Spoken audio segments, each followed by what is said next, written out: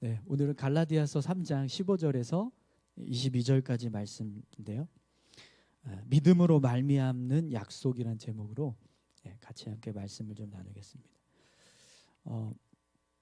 오늘 이제 본문 말씀도 보면 아브라함을 통해서 예수 그리스도를 믿는 믿음이 우리를 구원하시는 약속이다라는 사실을 말씀해 주고 있습니다. 사도 바울이 율법이 가지고 있는 오류를 지금 이제 계속해서 설명하고 있습니다.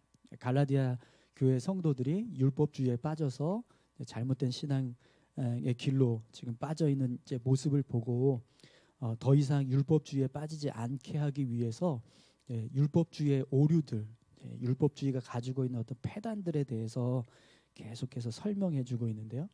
그래서 지난주에 저희가 이제 아브라함의 자손이 혈통으로 난 자손이 아니라 아브라함이 가지고 있는 믿음으로 이어진 자손이 된다라는 이야기를 했죠. 아브라함의 어떤 자손이 믿음으로 세워진 아브라함의 자손이다, 이런 말씀을 이제 우리가 나눴습니다.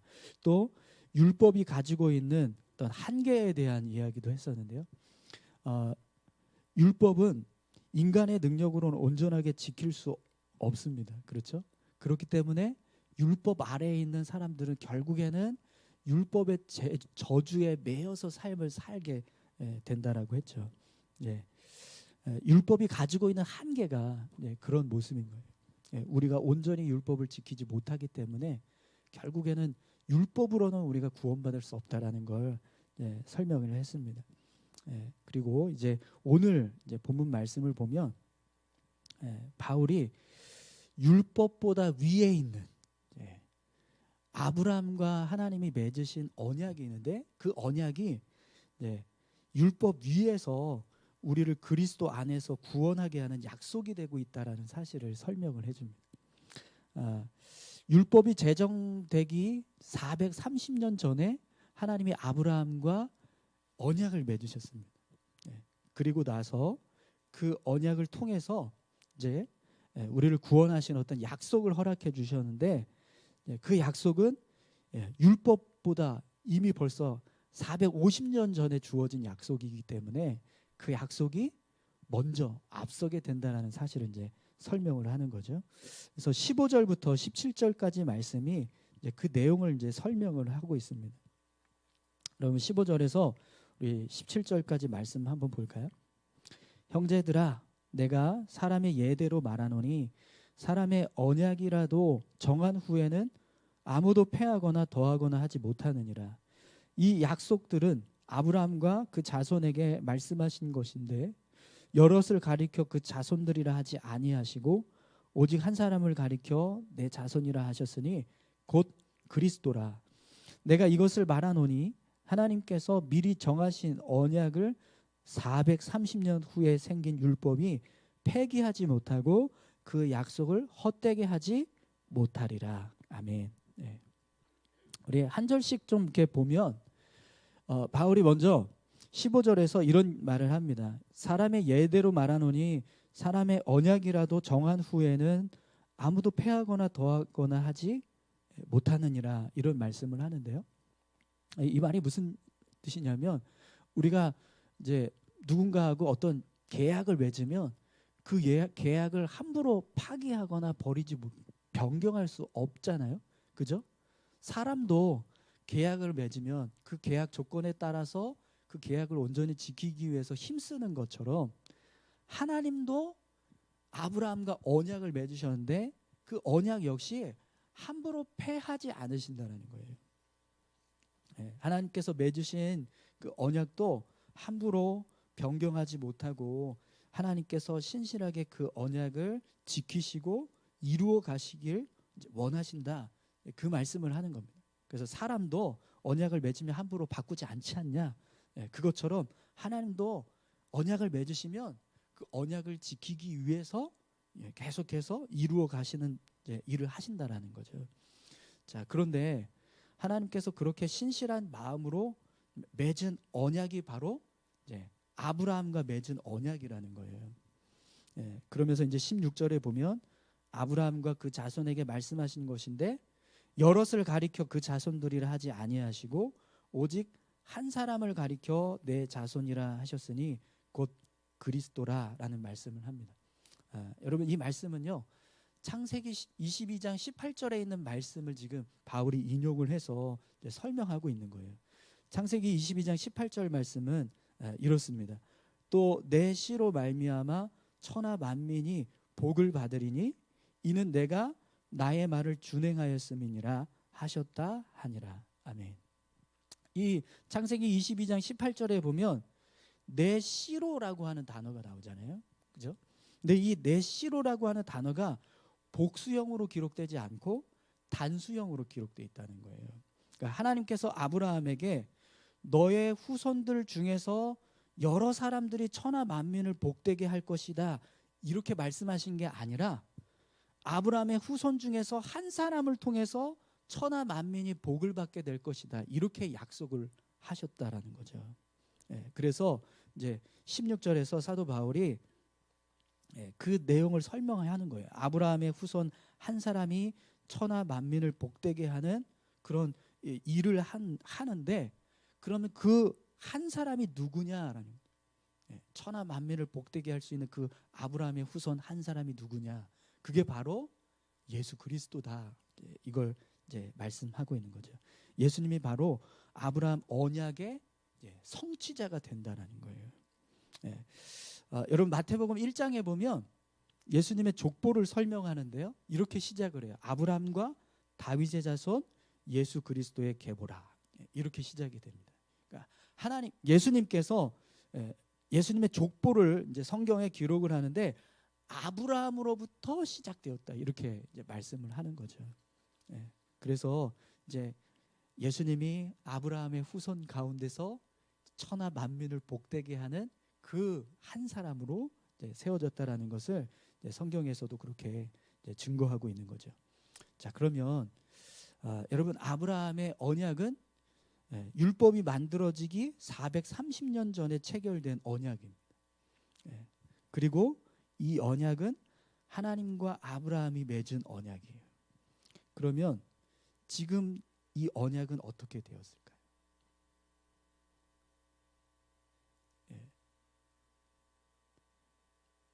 앞에 있는 내용들을 생각하시면서 한번 대답을 해보세요.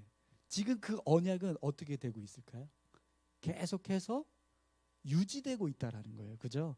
파기되거나 변경되지 않고 계속해서 그 언약의 내용을 신실하게 하나님이 이루어가고 계신다라는 거죠. 사람이 맺은 언약도 함부로 폐하거나 변경하지 않는 것처럼 하나님께서 맺은 언약도 감히 누가 폐하거나 변경할 수 있겠느냐. 그렇다면 하나님께서 스스로 언약을 폐기하시거나 변경하시지 않는 이상에는 그 언약은 지금도 계속해서 이어져 가고 있다라는 거죠. 그래서 하나님이 이 땅에 예수 그리스도를 보내시고 십자가에 달리시는 그런 이제 구원의 역사들을 이루어가고 계신다라는 거예요. 그 내용을 이제 바울의 17절에서 이렇게 이야기합니다. 하나님께서 미리 정하신 언약을 430년 후에 생긴 율법이 폐기하지 못하고 그 약속을 헛되게 하지 못하리라. 아멘. 율법이 주어지긴 했지만 그 율법 때문에 아브라함과 맺은 언약이 무효가 됐냐? 아니라는 거예요. 아직도 그 언약은 유효되고 있고 율법은 단지 그것을 보충하기 위한 어떤 이제 도구로서의 역할을 감당하는 거지 아브라함과 맺은 언약이 파기되고 다 사라져서 없어진 것이 아니다라는 거죠. 자, 그럼 여러분 이 말씀을 볼 때 하나님을 신뢰하고 하나님의 말씀을 신뢰하는 사람이라면 무엇을 더 소중하게 생각하고 무엇을 더 붙잡으려고 할까요? 율법과 아브라함과 맺은 언약 두 개가 있어요. 그 중에서 정말 하나님을 사랑하는 사람이라 하나님을 믿는 사람이라면 그리고 하나님의 말씀을 신뢰하는 사람이라면 무엇을 붙잡을까요? 율법이 아니라 아브라함과 맺은 언약인 거예요. 왜냐하면 아브라함과 맺은 언약이 율법 위에 있기 때문에. 그래서 이제 바울이 15절부터 16절까지 이 아브라함과 맺은 언약이 있다라는 거예요. 그 언약이 아직도 유효하고 그걸 하나님은 계속해서 이루어 가시는데 왜 그 언약이 있는데도 불구하고 왜 율법에 매여서 살려고 하느냐. 갈라디아 교회 성도들이 율법주의에 빠져 있는 이제 모습을 보면서 율법보다 더 위에 있는 하나님의 언약이 있다. 이걸 이제 설명해 줍니다. 당연히 율법이 아닌 아브라함과 맺은 언약을 붙잡고 살아갈 때 결국에는요, 구원의 은혜가 주어진다라는 겁니다. 자, 그러면 여러분 이제 여기까지만 해도 율법보다 하나님께서 아브라함과 맺은 언약이 훨씬 더 중요하다라는 사실을 분명하게 알 수 있습니다. 그렇죠? 그러면 율법을 붙잡지 말고 하나님께서 이루신 이 언약의 약속을 붙잡는 모습이 필요한데, 지금 바울은요 거기서 끝나지 않고 아브라함과 맺은 이 언약을 통해서 구원을 성취하시는데, 그 구원의 성취가 누구로부터 이루어지냐면 예수 그리스도로부터 이루어진다. 이걸 설명을 해주고 있어요. 18절부터 20절까지 말씀을 한번 보겠습니다. 만일 그 유업이 율법에서 난 것이면 약속에서 난 것이 아니니라. 그러나 하나님이 약속으로 말미암아 아브라함에게 주신 것이라. 그런즉 율법은 무엇이냐? 범법함으로 더하여진 것이라. 천사들을 통하여 한 중보자의 손으로 베푸신 것인데 약속하신 자손이 오시기까지 있을 것이라. 그 중보자는 한편만 위한 자가 아니나 하나님은 한 분이시니라. 아멘. 여러분 18절에서 20절까지 말씀이 딱 쉽게 딱 이해가 되세요? 안 되시죠? 저도 말씀을 이렇게 준비하면서 도대체 이게 무슨 말씀인가 막 한참 고민을 했었는데요. 여러분 이걸 제가 현대인의 성경으로 다시 한번 좀 읽어드릴게요. 그러면 조금 이해가 되실 겁니다. 이게 이런 의미였구나. 이제 아마 이해가 되실 거예요. 만일 우리가 받을 하늘 나라의 축복이 율법에 의존한다면 그것은 더 이상 약속에 의존하지 않게 됩니다. 그러나 하나님은 약속을 통해서 아브라함에게 은혜로 그런 축복을 주신 것입니다. 그렇다면 율법을 주신 목적은 무엇입니까? 그것은 약속된 분이 오실 때까지 죄가 무엇인지를 깨닫게 하기 위한 것입니다. 그 율법은 천사들이 전해준 것을 사람이 받아 공포한 것입니다. 그러나 중재인을 필요로 했던 율법에는 두 당사자가 있어야 했지만 약속을 하는 데는 하나님 한 분이면 됩니다.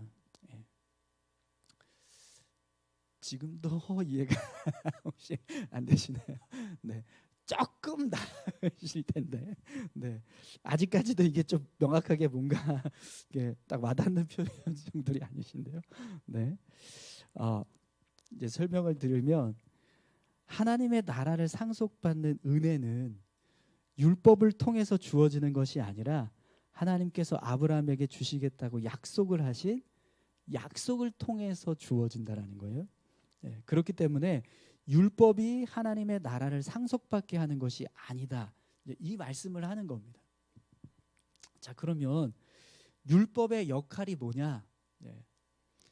약속하신 분이 오실 때까지 죄가 무엇인가를 깨닫게 하는 것, 그것이 율법의 역할이라는 거예요. 우리가 삶을 살아갈 때 하나님 앞에서 범죄하는 모습, 죄가 되는 모습이 무엇인가를 알게 해주는 역할이 율법이라는 거죠. 그리고 율법에서 말하는 언약은 두 사람이 서로 의결을 해야지만 언약이 체결이 돼요. 그런데 약속은요, 한 사람만 체결을 해도 그게 가능해져요. 그러니까 예를 들면 이런 거예요. 우리가 두 사람이 있는데 제가 그냥 일방적으로 제가 커피 한 잔 쏠게요. 약속 이렇게 하면 어떻게 되죠? 그 약속은 성취가 되는 거예요. 성립이 되는 거예요. 그럼 제가 커피를 한 잔 쏘면 되는 거예요. 그죠? 그런데 거기에 이제 상대방이 나도 이렇게 당신이 나한테 이렇게 커피를 사주려면 내가 뭔가를 이렇게 받으니까 뭘 해야 되죠? 하면서 약속을 또 거는 거예요. 여러분 그러지 않아도 제가 이미 벌써 얘기했으니까 그 약속은 이루어지는 거 맞죠?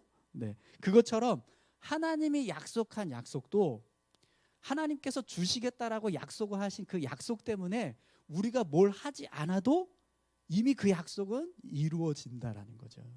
근데 율법에서 말하는 약속은 뭐냐면 두 사람이 계약을 맺어야 된다는 거예요. 어떤 조건을 걸고 내가 커피를 한 잔 사줄 건데 당신은 뭘 나한테 해주세요. 그래서 그 조건이 맞아 떨어졌을 때 내가 커피를 사주게 되고 그 사람은 그 일을 해야 되고 그렇게 해야지만 언약이 체결된다라는 거죠. 근데 약속은 그게 아니라는 거예요. 일방적으로 하나님이 우리에게 주시겠다라고 약속하신 예수 그리스도를 믿는 자에게 구원의 은혜를 베풀어 주겠다라고 약속하신 그 약속대로 이루어지게 된다. 이 이야기를 지금 하고 있는 거예요.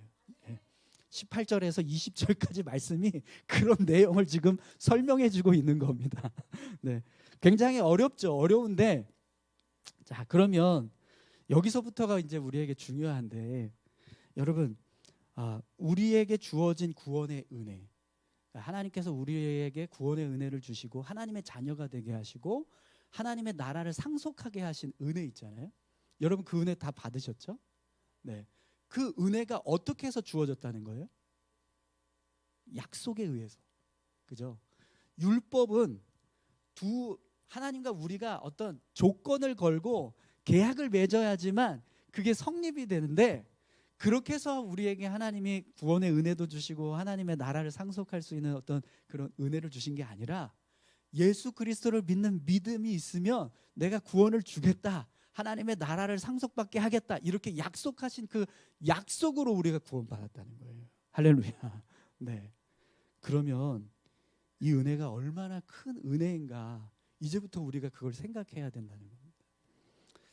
여러분 약속으로 주어졌다라는 건요 조건이 없다라는 거예요. 그냥 내가 믿음을 갖고만 있으면 무조건 주시는 은혜라는 거예요. 네. 그래서 정말 이 구원의 은혜가 우리에겐 너무나 감사한 일이고 너무나 귀한 은혜라는 거죠. 왜 그러냐? 만약에 여러분 우리가요 하나님과 어떤 조건을 걸고 언약을 체결해서 구원을 받았다라고 한번 생각해 보세요. 그러면 우리에게 주어진 구원 그리고 하나님의 나라를 상속하는 그 상속권을 우리가 과연 잘 지켜갈 수 있을까요? 절대 못 지킵니다. 왜냐하면 하나님이 우리에게 요구하시는 조건을 우리가 다 지킬 수 있냐? 불가능하다는 거예요. 네. 율법이 그거를 지금 이야기하는 거거든요. 율법의 내용들은 다 너무나 옳고 정말 꼭 지켜야 되는 것들이 맞아요. 그런데 그걸 다 지킬 수 있냐? 없어요. 왜냐하면 우리가 죄 아래 있기 때문에. 네. 그래서 그것을 다 지키는 것은 불가능하다라는 거죠. 네. 그래서 이제 21절에서 22절까지 사도 바울이 이런 말씀을 하는 겁니다. 그러면 율법이 하나님의 약속들과 반대되는 것이냐? 결코 그럴 수 없느니라. 만일 능히 살게 하는 율법을 주셨더라면 의가 반드시 율법으로 말미암았으리라. 그러나 성경이 모든 것을 죄 아래 가두었으니 이는 예수 그리스도를 믿음으로 말미암는 약속을 믿는 자들에게 주려 함이라. 아멘. 네. 여기 보면 이런 말씀이 있죠. 율법이 하나님의 약속들과 반대되는 것이냐? 결코 아니라는 거예요. 이게 무슨 말이냐면 그럼 도대체 율법은 뭐 구원도 이루지 못하고 우리를 의롭게 하지도 못하고 하는데 왜 주셨냐라는 거예요. 그죠? 왜 그 필요 없는 걸 왜 주셨을까요? 사실은 그게 아니라는 겁니다. 율법은 사실은 우리에게요 구원의 은혜를 줄 수 있는 길이에요. 하나님께서 율법을 통해서 구원을 받을 수 있게 하신 길로 우리에게 주셨다라는 거예요. 근데 문제는 우리가 그걸 지키지 못한다는 거예요. 왜냐하면 죄인이기 때문에. 우리가 완전히 죄 아래 묶여 있기 때문에 아무리 율법이 정말 우리를 구원할 수 있는 길을 여는 조건이 돼도 그걸 우리가 완벽하게 지키지 못하니까 문제라는 겁니다. 지금 그걸 사도 바울이 이야기하는 거죠. 그래서 예수님께서 하신 일이 하나님께서 하신 일이 뭐냐면 예수 그리스도를 믿는 믿음, 그 믿음으로 우리에게 구원을 주시겠다. 그렇게 바꾸셨다라는 거예요, 하나님이요. 네. 여러분 지금 이제 우리에게 주어진 이 구원의 은혜, 그 은혜가 정말 우리에게는요 너무나 귀하고 값진 은혜인 줄 믿습니다. 왜냐하면 우리가 삶을 살아가는 모습들을 한번 생각을 해보십시오. 정말 하나님께서 우리에게 어떤 조건을 내세우시고 뭔가 이렇게 자격들을 막 이렇게 따지시면서 우리에게 구원을 베푸셨다면 우리는 절대로 구원받을 수 없을 겁니다. 그런데 그런 조건들 정말 묻지도 따지지도 않고 그냥 약속으로, 믿음이라고 하는 그 약속을 붙잡고 우리에게 구원을 허락해 주고 계신다는 거예요. 그걸 우리가 생각할 때 정말 얼마나 이게 큰 은혜인가, 감사한가, 그걸 우리가 알 수 있어야 한다는 거죠. 여러분, 제가 15가지 질문을 한번 드려볼게요. 한번 여러분들이 오늘 하루 동안에 실천하신 것이 있으면 예라고 대답을 하시고, 그렇지 못했다라고 하시는 것이 있으면 아니요라고 대답하시면 됩니다. 근데 속으로 하세요. 겉으로 하지 마시고요. 1번, 첫 번째, 아침에 일어났을 때 주님 생각하셨습니까? 한번 대답을 해보세요. 아침 식사 때 주님을 생각하셨습니까? 하루 일을 시작하기 전에 주님을 생각하셨습니까? 오늘 말씀을 묵상하셨습니까? 묵상한 말씀이 하루 중에 생각나거나 순종한 적이 있습니까? 다 대답하고 계시죠? 예수님께 어떻게 해야 할까요? 물어본 적이 있나요? 예수님의 이름을 불러본 적이 있나요? 오늘 하루 중에서. 사람을 만날 때 예수님을 생각하셨나요? 일할 때 예수님을 생각하셨나요? 집에서 예수님을 생각하셨나요? 이동하는 차 안이나 버스 안에서 예수님을 생각하셨나요? 예수님이 싫어하실 행동을 하신 적이 있나요? 예수님이 기뻐하실 행동을 하신 적이 있나요? 예수님이 말씀하신 것에 순종해 보신 적이 있나요? 오늘 하루입니다. 예수님을 몇 분 정도 생각하셨나요? 마지막 질문은 예 아니요가 아니고 몇 분 정도 생각하셨는지 한번 헤아려 보시는 거예요. 자, 생각하셨어요? 네. 자, 이 15개 질문을 여러분들이 다 듣고 대답하셨죠? 속으로 대답하셨을 겁니다. 그러면 내가 이 질문에 답을 했던 그 내용들을 한번 생각을 해보세요. 그리고 하나님께서 내게 구원의 은혜를 계속해서 부어주고 계시는 그 모습을 한번 생각을 해보십시오. 과연 내가 오늘 이 질문들에 대답했던 모습들을 생각할 때 하나님이 나에게 구원의 은혜를 계속해서 베풀어주고 계시는 그 모습이 어떠세요? 당연한 건가요? 어떠십니까? 나는 그래도 오늘 잘 산 것 같은데 얘가 더 많은데 그래서 나는 구원 받을 만한 어떤 마땅한 자격이 있는 것 같은데 라고 생각하십니까? 네. 근데 우리 삶의 모습을 보면 하나님께서 우리에게 예수 그리스도를 믿는 믿음 때문에 구원의 은혜를 베풀어 주시고 하나님의 나라를 상속할 수 있는 그 은혜를 허락해 주신 것, 이건요 분명히 축복이자 선물입니다. 오늘 저와 여러분들이요 하나님께서 우리에게 주신 구원의 은혜가 약속에 의한 은혜라는 사실을 여러분 기억하시기 바랍니다. 언약에 의한 은혜가 아니라는 거예요. 그렇기 때문에 여러분 우리가요 두 가지 삶을 좀 멀리해야 될 필요가 있어요.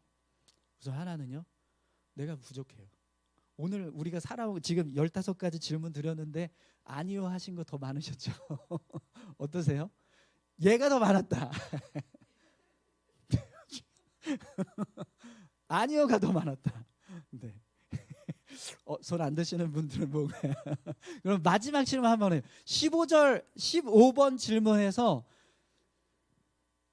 1시간 이상이었다. 예수님 생각한 거 1시간 이상이었다. 네, 1시간 이상만 돼도 훌륭한. 자, 1시간 이하. 자, 그럼 30분 이상. 30분 이하.